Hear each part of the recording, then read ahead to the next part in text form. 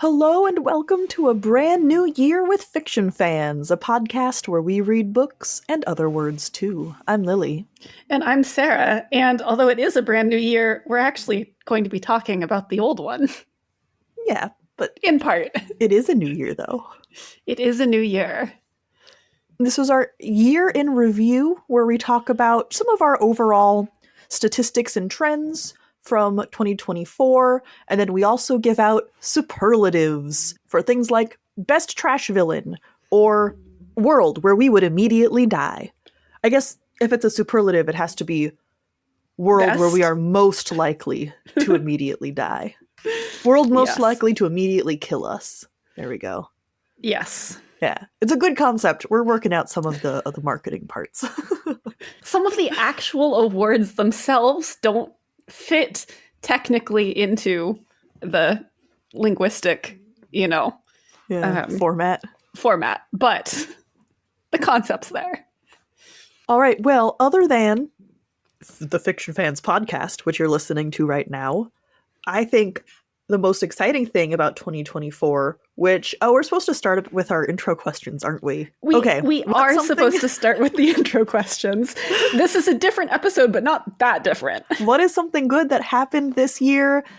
We launched Solsticia. There we go. That was what I was going to say, and I've saved it. I've looped back around. We're on track. Oh, are we supposed to talk about podcast related things? No. In this question? Okay. But I was excited to talk about Solsticia, so. Solsticia is very exciting. But my good thing is going to be going back to Japan after a decade of not being there. Was it really that long for you? Yes. Wow. It was technically like a decade and a little bit. But the last time I was there was in 2014. Very exciting. Yeah. What are you drinking tonight? I am drinking champagne because I had champagne left over from the holidays. And originally we were going to record this closer to New Year's. So it felt more appropriate, but I still have the champagne, so I'm drinking it anyway. There you go. I am drinking mint medley tea because it is cold as fuck. That is a good reason to be drinking tea. Yes. And have you read anything good lately? I guess I'm not going to answer this question with everything that I have read over the course of the year. No. Although I think that would be valid because we're talking about, the year as a whole. I've gone back to my Tolkien scholarship, I don't want to say roots, habits. Mm-hmm. And I read The Great Tales Never End, which is a series of essays collected in honor of Christopher Tolkien. And it was great. I really enjoyed it. Lovely. I have been reading Baldur's Gate 3 fan fiction. Also great. Not quite on the same genre category as what you've been reading. I recently reread a delightful story that is about some of the background characters, the tieflings that you meet in Act 1. And it sort of follows, what the heck they were up to while the main characters, the player character, is doing important plot stuff. I sent you a link to that. Have you had a chance to read it? I was going to ask if that was the one that you sent me. No, I haven't had a chance to read it yet. But it does sound really good. It's very sweet. I feel like silly. Since we're saying complimentary things about it, if you have the title and author, we should plug it. I Will Bury You in Diamonds by Rights of the Rat on AO3. Yeah. I do want to read it because it sounds really good. That author also has some spectacularly weird porn. The story I'm recommending right now, not porn. But just full disclosure. They have the range. Yes. Okay. Now can we talk about Solsticia? Now we can talk about Solsticia, or more technically, things that happened in 2024, one of which was we put out our first 2 issues of Solsticia, which was super exciting. We learned a lot. We are sort of figuring out our system for collecting and evaluating submissions, streamlining the actual magazine construction process. I think also figuring out how much we have the time to actually read for the submissions. Like just being more I think, cognizant of how long it takes and how much actually goes into this. Mm-hmm. Because when we put out the first issue, I did not realize how much effort it was going to be. You did not think we were going to get very many submissions. I did not. We got a lot more submissions than I thought we were going to get. And you read every word of every submission for the first issue, which is absolutely bonkers. I did not actually read every word. I read a lot of words. You're allowed to DNF submissions. I did start DNFing submissions with the first issue. Yeah. How long did it take? It took me longer than it should have. Yeah. I was much quicker to DNF stuff that was not working for me personally with issue 2. So my strategy is, before I DNF, do not finish a submission, I would go back and read the final 2 pages, because things can surprise you. That's true. And then occasionally I would go, okay, I am actually going to read this whole thing. And none of those actually made it into the zine. But I did give second and third chances. That's good. I might steal that method for next time. The first issue was themed Pets in Space. So quite a bit of science fiction, a lot of cute animals, a lot of sad animals, a lot of scary animals, fun stuff. Highly recommend, obviously. Issue 2 was Creepy Crawlies, which was my idea. Sorry, Sarah. No, I thought it was my idea, actually. Was it? I think it was. I think it was. I mean, this is very counter to anything I like to read, so I should be the one saying sorry, Sarah. Yeah. Sorry, self. But I think that I was the one who first suggested it as the theme. Sure, we can put that on you. Has much more of a horror bent to it, as you might imagine. A lot of bugs, although we actually had a good variety for our accepted pieces in the final zine. Obviously, there's still some bugs, but... There was a great variety of the kind of creepy crawly, or the definition of creepy crawly, because we wanted to keep it kind of loose, just so that there was that room to play. And authors did play. Absolutely. And we will be going into this in a little bit more detail in a Patreon exclusive episode where we just talk about Solsticia issue 2. That is not this episode. What else happened in 2024? We finished our Discworld reread. Sad. I know. It's kind of bittersweet. So much of this podcast has been spent talking about Discworld that it's really weird to think that we're done with that. Not necessarily done with Terry Pratchett. He does have stuff that is non-Discworld that I would love to read for the podcast. Apparently, I think we are only the 7th, according to Pratchett, which is a Discworld podcast. We are the 7th podcast to finish covering all of Discworld. So go us. Considering that we are not a Discworld-centered podcast, too. Yeah. Well, confession, Sarah and I are both secretly numbers nerds in our other life. And so what did we decide to do to talk about our podcast? Statistics. It's interesting. I mean, maybe it would be better as a blog post than an episode, but we're covering it in this episode anyway. We had the same number of full episodes this year as we did last year, so 48 episodes, except that this year we also had 2 bonus episodes and 7 exclusive episodes. The exclusive episodes you could only listen to on our Patreon, although I think, Lily, you put the first half hour of them up on our regular feed.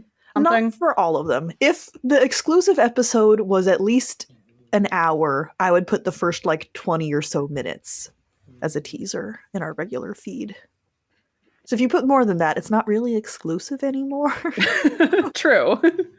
But yes, a couple of them had enough content that making a little mini preview episode felt reasonable.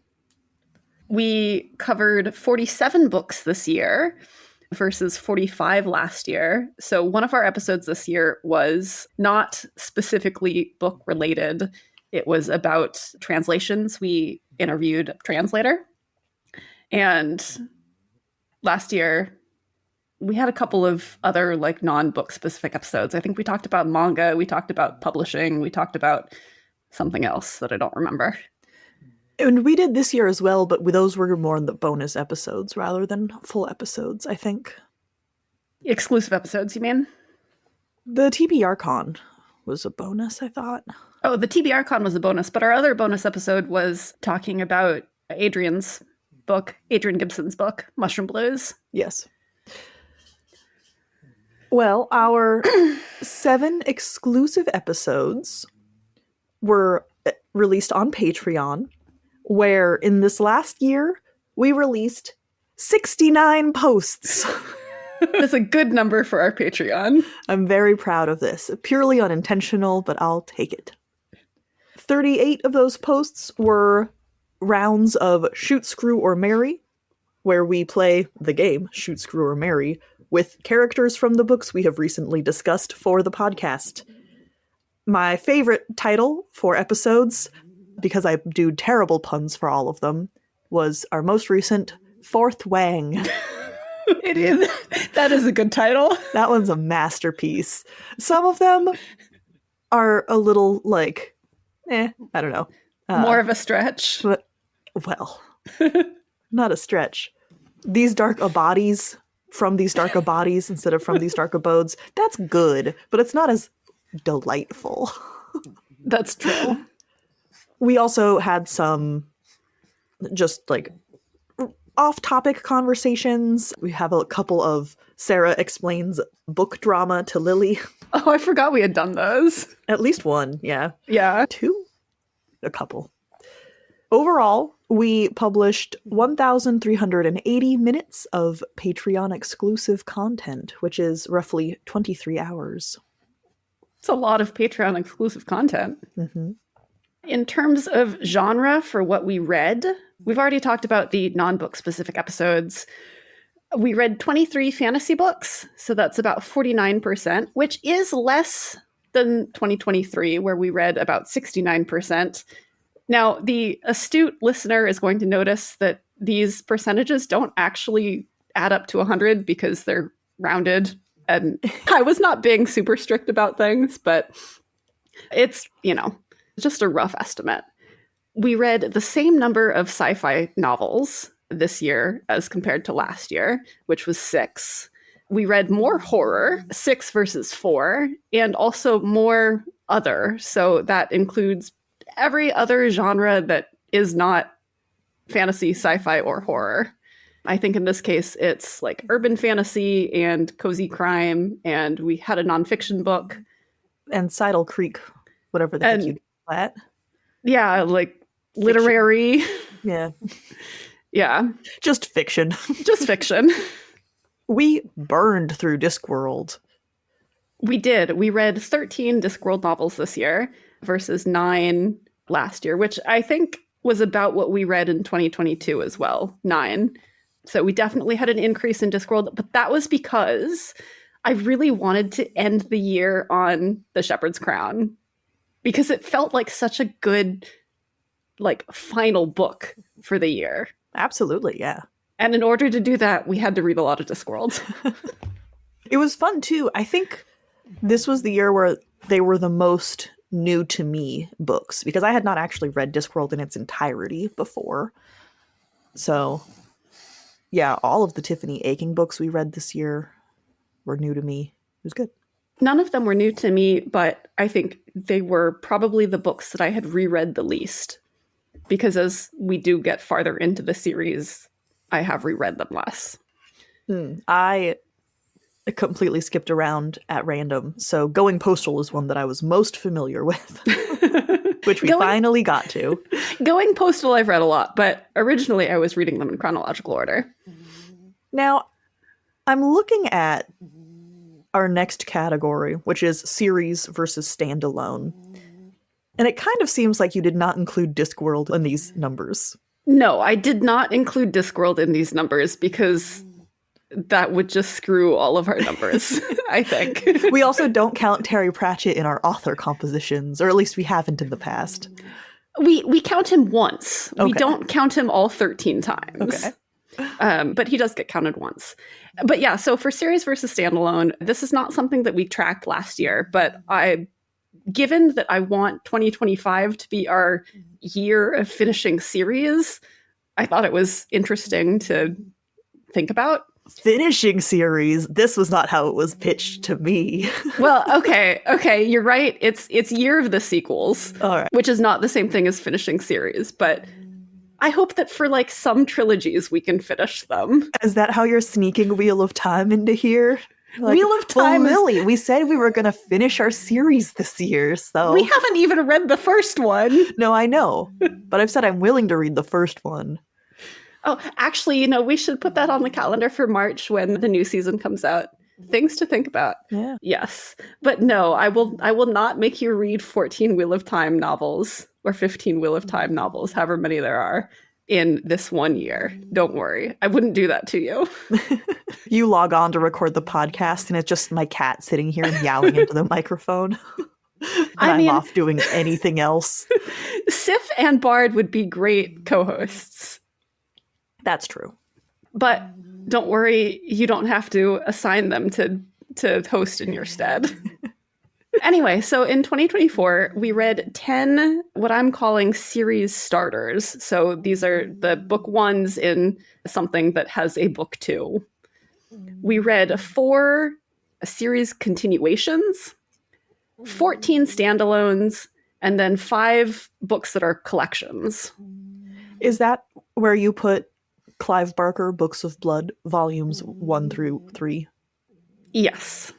Yes, Okay. I did put Clive Barker in the collection.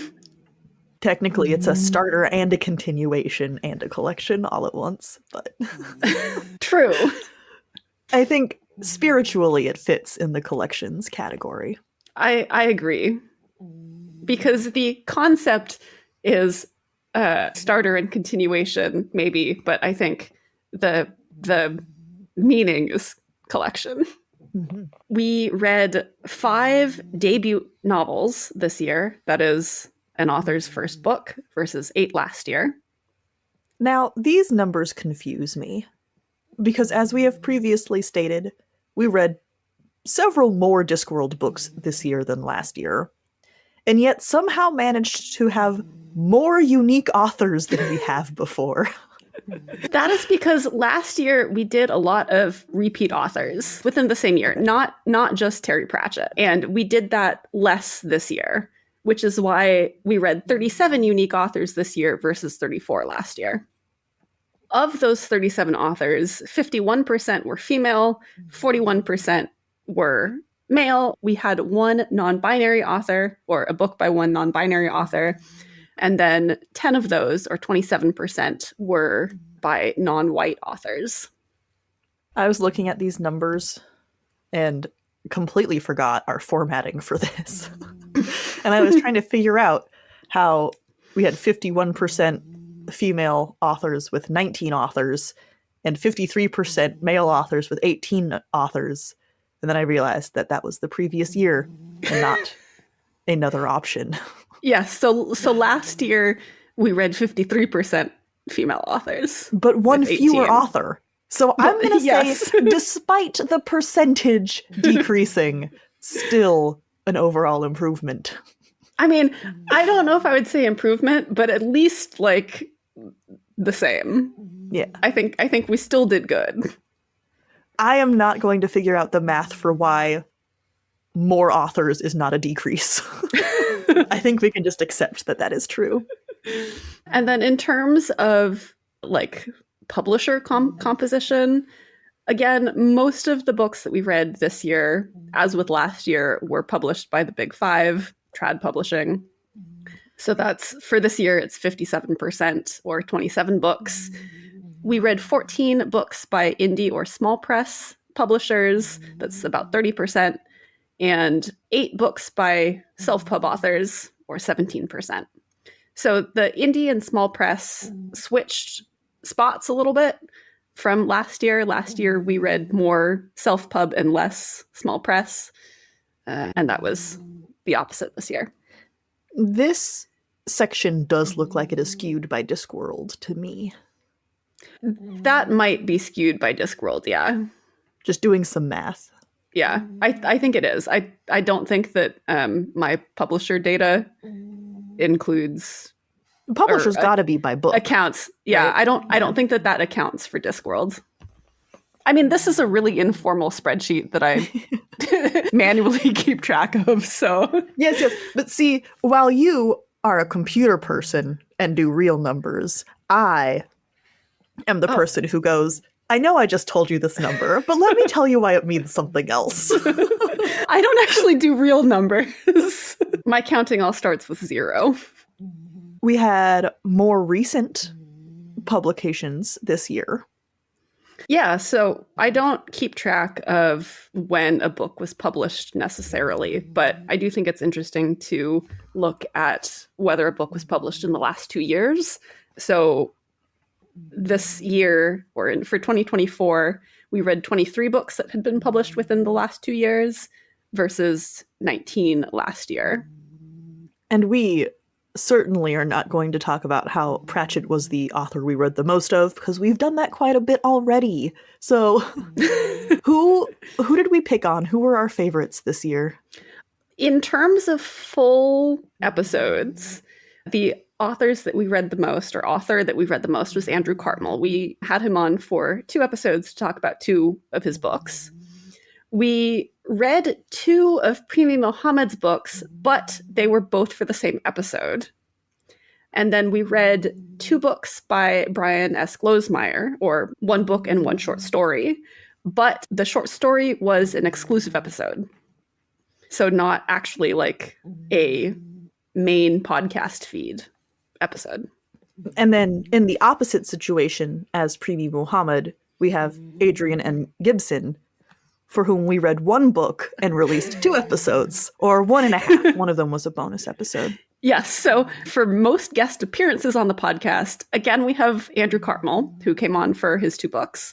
We have Adrian, who came on for the full episode, or the main episode, and then also his bonus episode. And then Connor Kaplan, who was only on for bonus or exclusive episodes. The years definitely blur together. It's interesting. I could tell you which books I read in winter, but not which winter that was.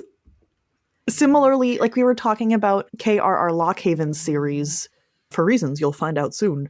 But I was like, no, I know we read that book in May. We did. Not this May.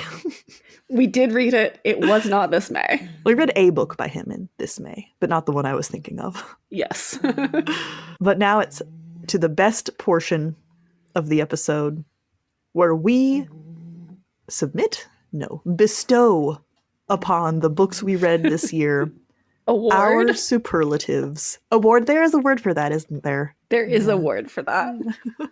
And we must start with best trash villain, although by the criteria of the superlative, there were not a lot of options. I don't actually think that any of the books that we read this year had a trash villain.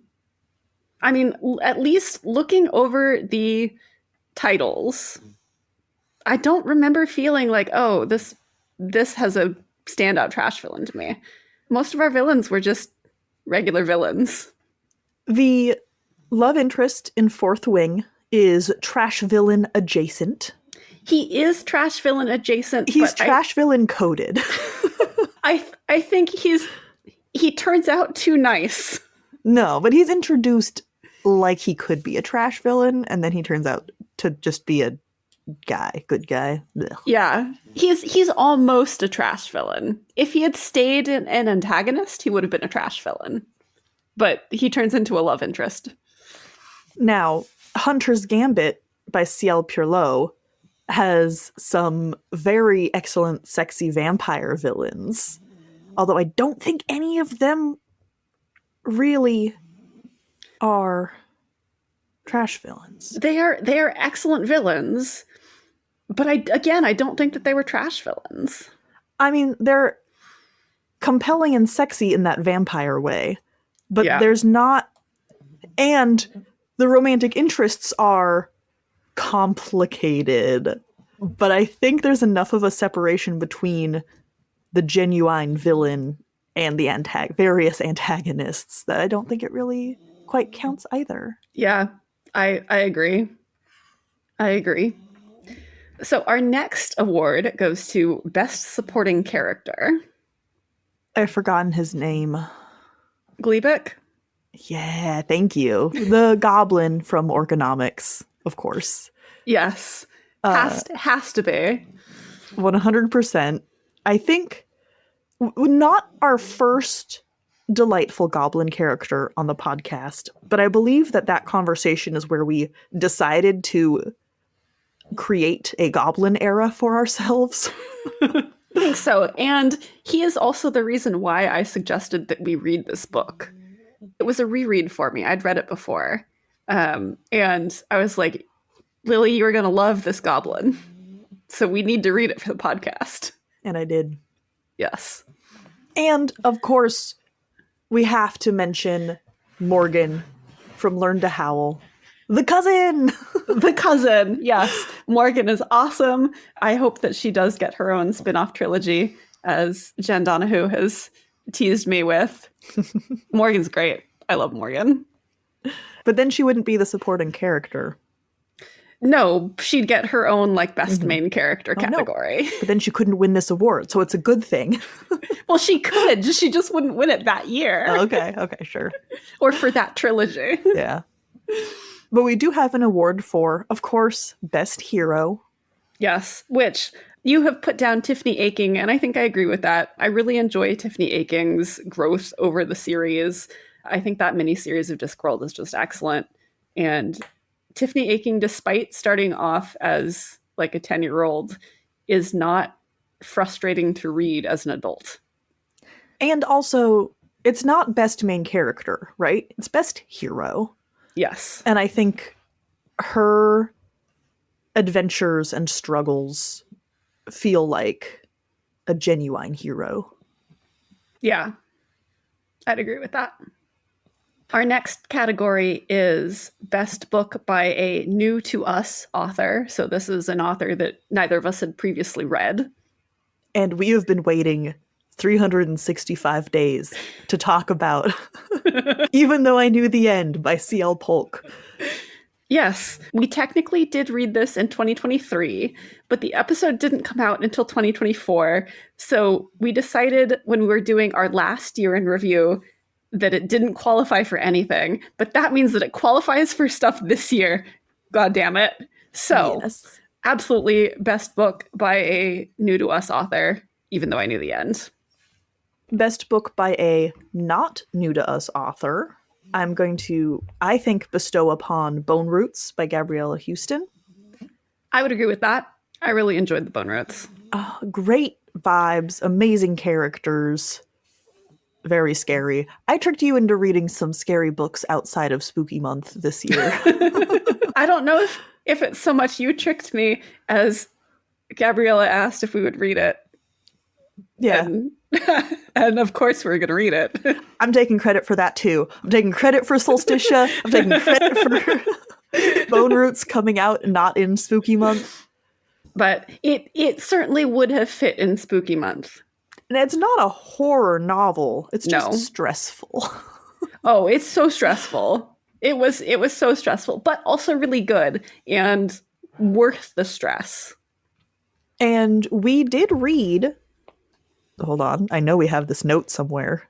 5 debut authors. Thanks. Or five debut novels. Where is it? It's up above author info and demographics. It's on this sheet somewhere. I'll find. Oh, there it is. There it is. I found it. You already had the answer, but I wanted to find it for my own self. Yes. And I think my favorite was From These Dark Abodes by Lindsay Minusos. Absolutely. I mean, just the lushness of this novella, the longing, the bone. This was a book that we read for Spooky Month. This probably also for me could qualify as, do we have this category? I thought we had this category. Book that surprised us the most, because I was not necessarily expecting to love this book as much as I do. But I love this book.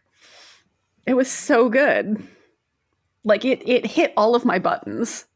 Absolutely. That was a book that was like, how can we get Sarah to enjoy scary things? Except you were like, it's not scary because it's bones, and bones are cute and charming. And that was a whole argument. Maybe that should go under our book we argued about the most. It's going to get a special mention later on. Quite possibly, yes. Best sequel, I am calling out Ninth Life by Stark Holborn, just absolutely. because I love that series so much. Yes. And I think that Ninth Life was such a good addition to the series. Like I loved, gosh, I can't remember the order of the books. Is it Tenlo's the first and Hell's 8 the second? Yes. Yes. So I loved Hell's 8 too. But Ninth Life, just something about it, just it hit every mark. And I always am so suspicious of series because you got to maintain, and that's hard, right? And this trilogy does. The Factus something, that's the name of the planet most of the stories take place on. Actually, do we know it's a trilogy? It's the Factus sequence. Yeah, we don't know that it's a trilogy. There could be more, but this is clearly the end of Ten's story. Yeah. And it was good. Oh, it was so good. And I loved the way that the novel was set up. Just the way that it played with point of view and narrator.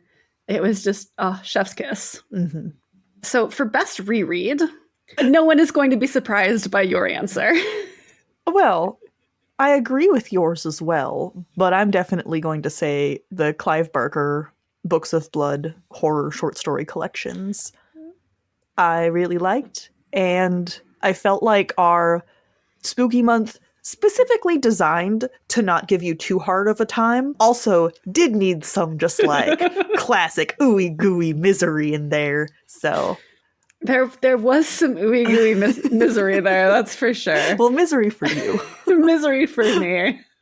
Clive Barker is not going to be making any of my awards. I think my best reread is probably going to go to Monstrous Regiment by Terry Pratchett. It could go to Night Watch because we did read Night Watch this year also, again. And that is the Pratchett novel that I adore and love the most, probably. But, I mean, some of that's for meta reasons. Some of that is for meta reasons. But I think Monstrous Regiment is just a good book. And I really enjoyed rereading it. It's fantastic. It holds up really well.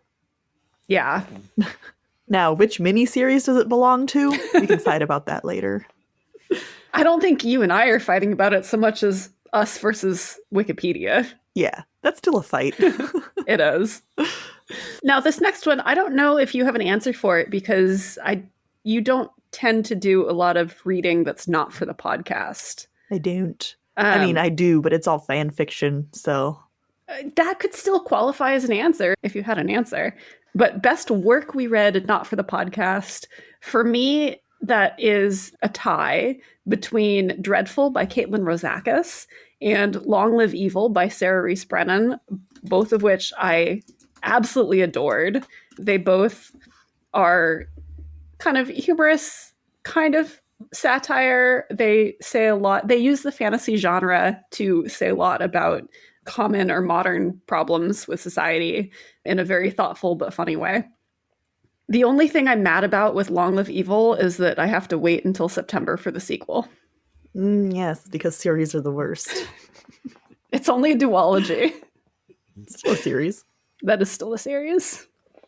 If we're going to say that fan fiction counts, I'm going to say that my favorite was The Mushroom Mine by Chrononautical, also on AO3. It's the only place where I read fan fiction. This is a cozy reread for me. I return to it maybe once or twice a year, usually when I can't sleep. And I'm like, you know what? I'll just be miserable tomorrow. Let's start a 124,000 word story right now at 2 a.m. Oh, that's longer than you usually read. It is, yeah.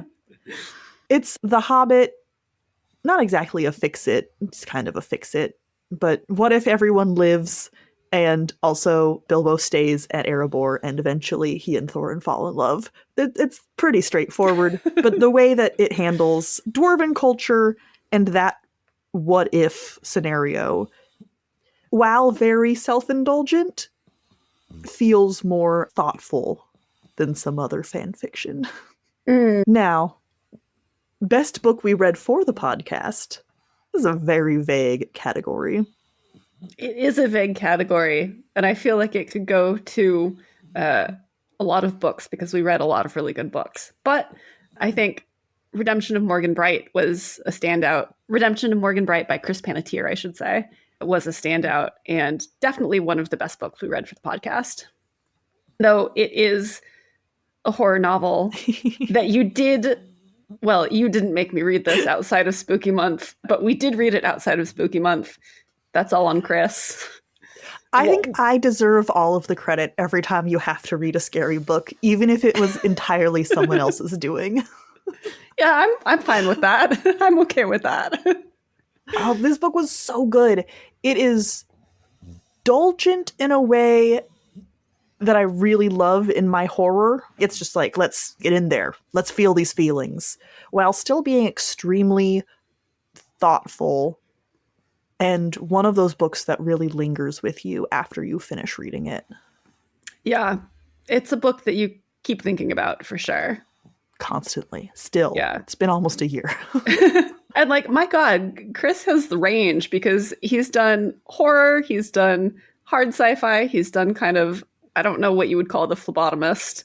Dystopian. Fantasy dystopian sci-fi. I think it's pretty solidly dystopian. Yeah. He's done a lot of genres, and all of his books have been excellent. So this next one's kind of a sweep, because I think The Azure Archipelago by K.R.R. Lockhaven has won it every year since we created the category. But the setting we would most like to live in. Yes, definitely the Azure Archipelago. I don't know who's going to win it next year because, as far as I'm aware, he's not having more books come out in that setting. So he's not going to be able to win it. But I will say the competition was much thinner this year than it has been in the past. It was like, delightful island tropical setting with capybaras that wear fancy clothes, or a hellscape where all the mushrooms will kill you. And then also, post-apocalyptic Southern California where there's no water left, or I don't know, Boston. Yeah, I agree that he had less competition this year, but he still won it fair and square. He did still win it fair and square. We didn't read a lot of cozy novel. Well, I mean, not that I would call his trilogy cozy, but we didn't read a lot of books that have cozy settings this year, did we? We could go live in the Alaskan Yukon gold rush and be prostitutes in Alaska and die of venereal disease. Also not what I would consider cozy. So book setting we think we'd die immediately in. I kind of just named one of them, which was Parable of the Sower by Octavia Butler. The mental image of the main character and her eventual ragtag group, but just so many people walking up the 5 freeway to try to get to Washington where there's still rain. And just all of the gun violence and, murdering and pinch cannibalism. I don't think I'd do very well. No, probably not. I mean, the sad thing about that is how close it feels to modern day. Not necessarily with the murdering and the cannibalism, but the lack of rain and all of that. Also, I'm already in Seattle, so I don't have to. So you're not going to be the one who dies. I'm going to be. Okay, I see how it is. No, see, that's the thing, though. Even if I did have the resources in that world, I would just be immediately murdered for them. Yeah. I think my answer for this is The Siege of Burning Grass by Prima Mohammed. Because those two countries are at war. It's a bad war. And things don't really get better for a long time. I don't think that I would do very well in there. Yeah, I mean, any of the war-torn settings, I think we would crumble immediately. Probably. Now, I have insisted in the past that book that surprised us the most is a positive category, but I am assigning it negatively this time because I was tricked into thinking that H.P. Lovecraft had value. I mean, I knew that he was racist going into it, but wow, But that is just he means racist? there has to be a reason that people are still reading him, right? Womp womp. Womp womp. Yeah, I would probably agree with you. I also mentioned, again, From These Dark Abodes by Lindsay Manousos, just because I was surprised at how much I liked it, given that it is horror, and I really enjoyed it. But yeah, Cthulhu, at least the one Cthulhu story we read, did not work for me. I think From These Dark Abodes fits the intention of the award better. Yes. From These Dark Abodes is a positive surprise. Which is what it was meant to be, yeah. I will say also, to a much lesser extent, but where is the name of this book? City of Spores. Oh, Austin Shirey. Shirey? It is Austin Shirey. But yeah, I also, I think, was very positively surprised by that novella. Yeah, when there's a book that I know only the paragraph of description about, it can go so many different ways, you know? Yeah. Now, which book or series would we most like to be seen? No, would we most like to see be turned into a TV show or movie? Did I get there in the end? I think I did. You got there in the end. So I'm pretty sure that last year my answer was also a Jennifer Donahue series. This year, I would like to see Learn to Howl as a movie trilogy specifically. I think last year my answer was probably Run with the Hunted, which I think would be great as a TV show. But Learn to Howl, I want as a movie series. I think it would be excellent. It would absolutely. Well, Learn to Howl and the 2 sequels. Is Learn to Howl not also the name of the series? It might actually also be the name of the series. But I just wanted to confirm that I'm talking not just about the first book, but about the trilogy as a whole. And then they inexplicably split the last book into 2 movies for some reason, so you get 4 movies out of it. I don't want that to happen. I want 3 movies for 3 books. But I want them to be like properly lengthed, like the appropriate length for the action. 13 Ways to Kill Lulabelle Rock by Maud Wolf. That would also be an excellent TV show. It would be so good. I mean, it's a 13-episode miniseries, obviously. Yeah, obviously. So good. And such a visually striking but still high concept story. I think that would just be... Yeah. Yeah, I think that would be excellent as like this really big budget 1 season show. Yeah. And because it's a complete 1 season, like no one feels bad when it doesn't get renewed for a 2nd season. Right. It's a complete story. It ends. Yeah. Instead of getting dragged out ad nauseum. Yeah. Yeah, no, I would love that too. Coolest sci-fi tech. Gotta be Sleeping Worlds Have No Memory by Yaroslav Barsakov. Absolutely. The tech in that is really nifty. I kind of want to argue that it's not entirely a sci-fi novel, but I think you're right that it's the coolest sci-fi tech, so I'm not going to argue. But yeah, that superlative does not have a genre attached to it. It's sci-fi tech, not tech in a sci-fi novel. Yeah. I think that Barsakov could also have an honorable mention for coolest magic system. Yeah, actually. I think he could win both of those awards. For the same? Well, the magic system, I think, also encompasses the crazy reality stuff happening. Yeah. But the tech, the Drakiri, I believe, technology, definitely qualifies for both of those. Yeah. And I think the only reason why I didn't mention him or this book for best reread is because Sleeping Worlds Have No Memory is really an expansion of his original novella. So there was so much new content that it didn't just feel like a reread. Oh yeah, no. But I thought about it. No, if you didn't read the ending, it doesn't count. Yeah, I just read the first half. For best relationship, I'm going to say the main character and her partner in Countess by Susan Palumbo. I would like to specify that that's her second partner. Okay. Yeah, fair. When I first saw you put this down, I thought her first partner, and that is not what I would consider a great relationship at all. No. And there are, well, we could quibble on the definition of best relationship, probably, but yeah, okay, we could. I think. But assuming that we mean it to be like best favorable relationship, best like good for each other relationship, I agree. It's her. But it's sure not the lived happily ever after superlative. I'll just leave it at that. Yep.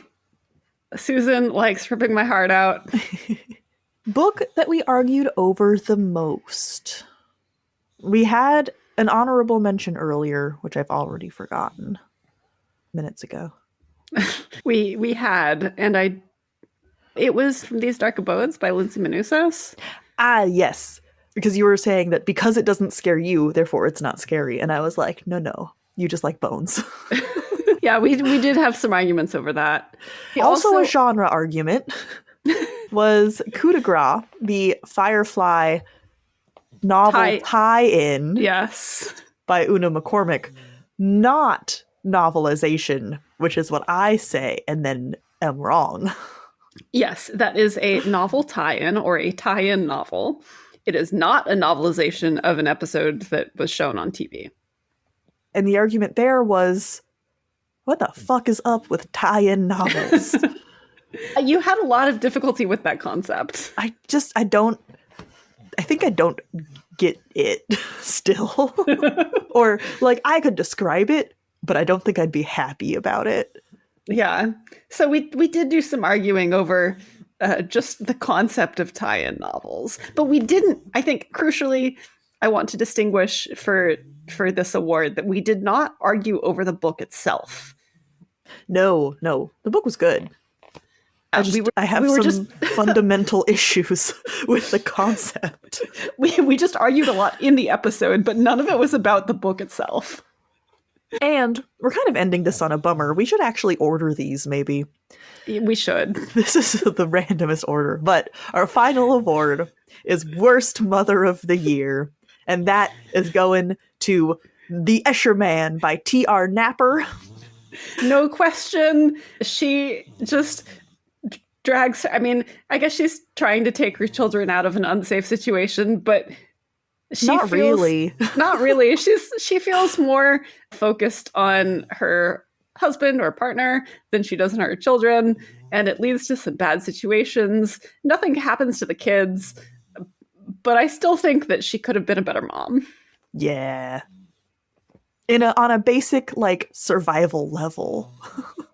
That was 2024. Good year. Very fine vintage. Excellent episodes. If you missed any of them, I highly recommend you give them a shot. You can find them wherever your podcasts live. That's true. But it is, in fact, the beginning of 2025. What do we have to look forward to? What is coming up?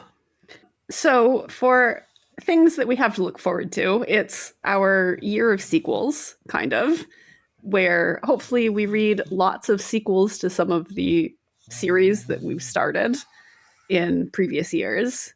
I'm particularly wanting to continue both the Orconomics series by J. Zachary Pike that we've talked about a little bit, but also Ithaca by Claire North.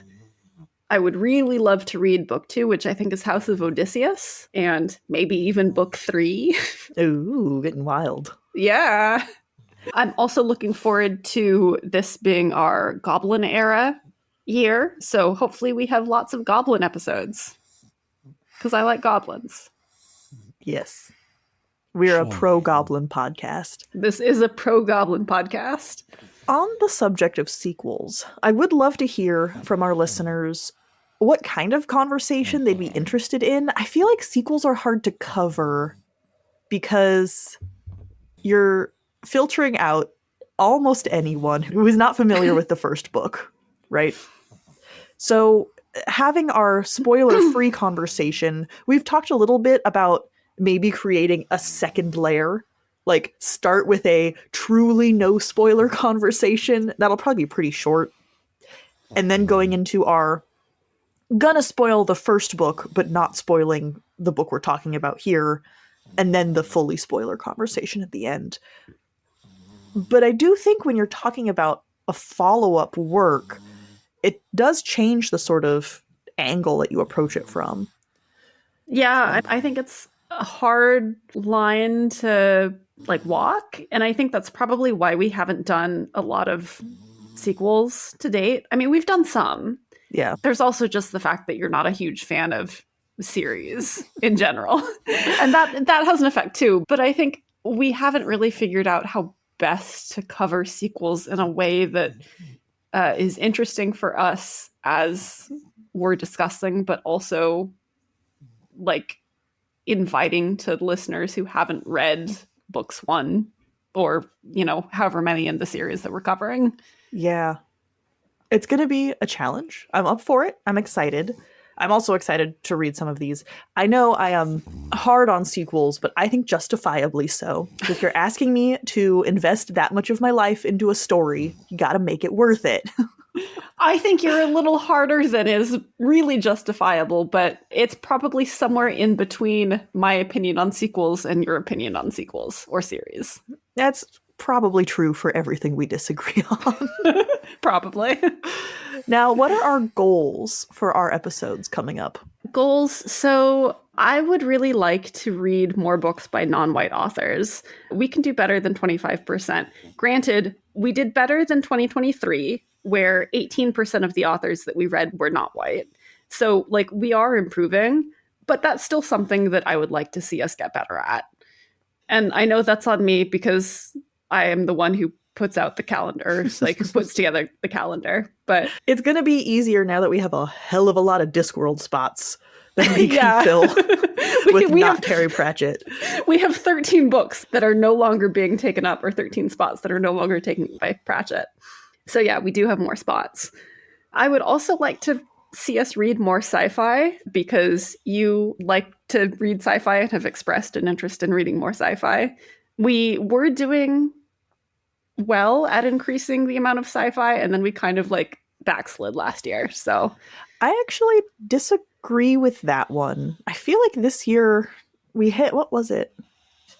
I mean, we read the same number of books that were sci-fi this year versus last year. But in 2022, I think we read 8 sci-fi novels or something.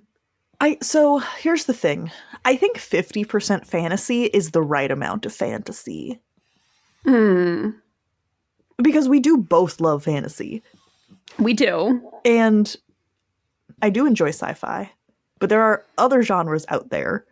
Now, you could argue that horror also fits under either of those categories. But that's a whole conversation. I guess really what I mean is I want to see us reading more books that you are excited about too, not just that you were going along with me putting on the calendar. I'm excited about books. I know, but you do just allow me to put stuff on the calendar a lot of the times, which I appreciate. Our taste is generally fairly similar until it's not in very dramatic ways. Yeah. But yeah, I think 50% fantasy feels right, honestly. And then how the other 50% breaks out. Some years it's going to be more sci-fi, some years it's not. And I think that's just going to be fluctuating, and that's okay. But like, I wouldn't want us to go less fantasy, and I don't want to get rid of all of our horror. So I think sci-fi is just kind of stuck where it's at. Okay, fair enough. Fair enough. But I appreciate the consideration. It's the thought that counts. Yeah. We have had some requests for more interviews with non-authors, people in the publishing industry. I think a specific one was an editor. which we are sort of in conversations around trying to figure that out. But I think that would be very interesting and a super cool conversation to have. So fingers crossed we get that. Yeah, I would love to talk to more people who are involved in the publishing industry, not as authors. I think those would be really interesting conversations to have. And we did have a conversation about translation in 2024, which was fascinating. And I'd like to see more of that. I agree. Yeah. And more Patreon exclusive episodes. We didn't quite hit one a month. Yes, our goal is one a month. I think that's what we say in our like Patreon. So I would like to see us hit that. It was more than every other month. And also, I don't think we started in January last year. I mean, we started in like April. We did good. We certainly did better last year than we have done in any years that we've had the Patreon, which is actually not that long. Last year was the launch of our true Patreon and not just testing it out to see how the hell this thing works. Yeah. But I still would like to see us have an episode a month. I think that would be better value for our patrons. Oh, of course. So, I'm not arguing with that. Yeah. So that remains the goal. I think that's a wrap. 2024 has been concluded. 2025 is about to begin. We have both already finished the book that will be our first book to discuss in the year. And I have had to not talk about it for the last hour, which is hard. That's starting off on a very strong foot, because usually we are reading these books right up until our recording time. So many frantic Discord messages of, can we push back 20 minutes? I'm so close. Yeah. So it's a great start. And we have some excellent books on our calendar already that I'm looking forward to reading. We do still have some empty spaces because I'm really restraining myself. So it's not completely filled up yet, but we've got a lot of excellent books to look forward to. And I think 2025 is going to be a great year. Are we posting that list on our blog by any chance? We are. It's not entirely up to date yet, but we do have a blog post that will contain our 2025 reading list, which will be updated as our calendar gets updated. So if you want to read along with us, if you want to know in advance what we're reading, you can check that out. It doesn't give dates, but I mean, you can assume that if we read a book a week, then you can assume that the first book that we have not talked about is going to be the book for that week. They don't have dates, but they are in order. They don't have dates, but they are in order, yes. Until we move the order around for some frantic last-minute reason, but that's fine. But then I move the order around on the blog post too. Incredible. Yeah.